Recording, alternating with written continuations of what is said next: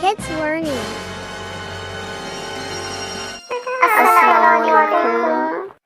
वालेकुम सलाम प्यारे बच्चों। जी पापा की परी, बुला लिया आज हमने आपको बुला ही लिया ना अपने स्कूल में कहानी सुनने के लिए। हाँ जी प्यारे बच्चों, मुझे बहुत खुशी हुई आपके स्कूल आकर। पापा की परी, आज हमें आप कौन सी कहानी सुनाएंगी? प्यारे बच्चों, मेरी कहानी का आज नाम है फतह और शिकस्त का राज। बड़ी मजे आएगा फिर तो प्यारे बच्चों, हम अपनी कहानी शुरू करते हैं। जी ठीक है। कब से आपका इंतजार कर रहे थे। हजरत अबू बकर सिद्दीक रजी अल्लाह अन्हो के बाद हजरत उमर फारूक रजी अल्लाह ताला अन्हो मुसलमानों के खलीफा बने तो इस्लामी खिलाफत की अपने हमसाया ताकतवर दुश्मनों रोम और ईरान से जंग छिड़ी हुई थी। मुसलमान एक तरफ ईरान में लड़ रहे थे और दूसरी तरफ मुल्के शाम में, जिस पर उस जमाने में रोम का कब्जा था। हरकल शाह रोम के पास लाखों सिपाहियों पर मुश्तमिल बड़ी जबरदस्त फौजें थीं, जिनके पास जंगी साजो सामान की कोई इंतहा न थी। उनके मुकाबले में मुसलमानों की तादाद में बहुत कम थी और इनके पास साजो सामान भी वाजिबी सा था। इसके बावजूद भी मुसलमान मुजाहिदीन रूमियों को शिकस्त देकर शाम के कई बड़े शहरों दिमश्क, हमस, लाज़किया वगैरह पर कब्जा कर चुके थे। शाह रोम हरकल अपनी फौजों का हौसला बढ़ाने के लिए खुद शाम आकर इंताकिया में मुकीम हो गया था। दमश्क, हमस वगैरह में शिकस्त खाकर जो रूमी वहां से भागे थे, उन्होंने इंताकिया पहुंचकर हरकल से फरियाद की कि अरबों ने सारे शाम को रौंद डाला है। हमने उनको रोकने के लिए कोई कसर उठा नहीं रखी, लेकिन वो सैलाब की तरह आगे ही आगे बढ़ रहे हैं। उनको रोकने की आप ही कोई तदबीर करें।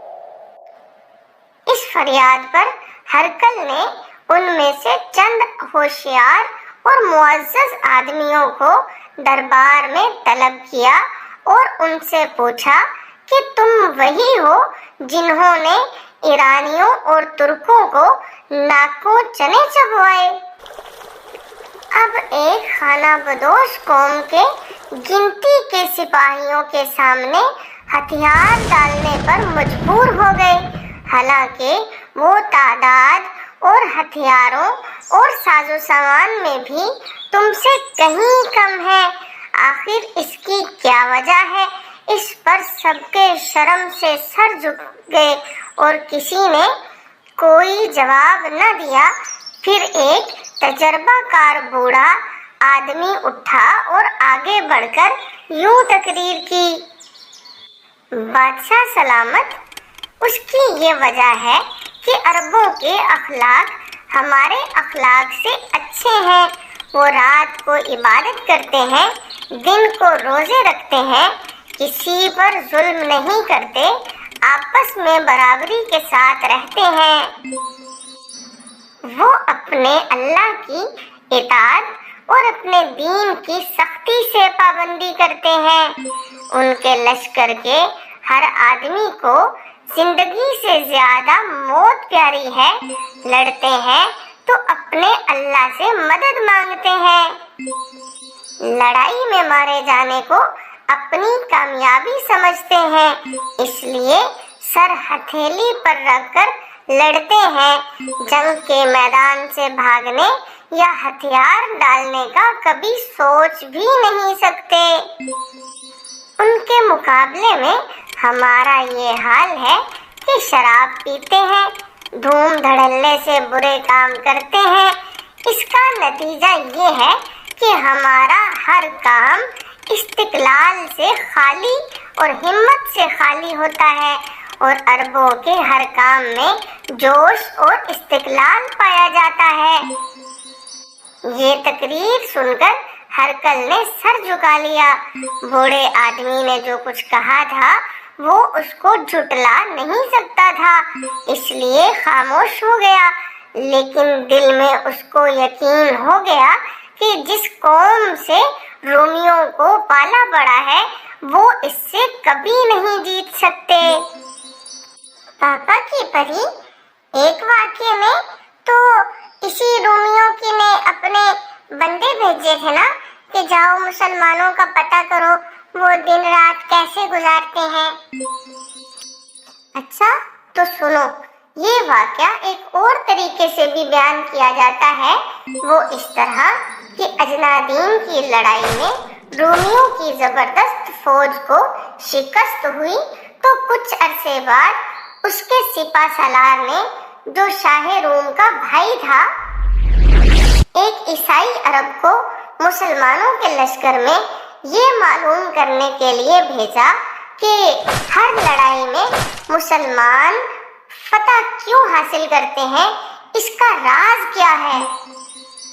वो ईसाई शख्स मुसलमानों के लश्कर में आकर घुल मिल गया और कई दिन तक इनके साथ रहकर देखता रहा कि मुसलमान दिन रात कैसे गुजारते हैं।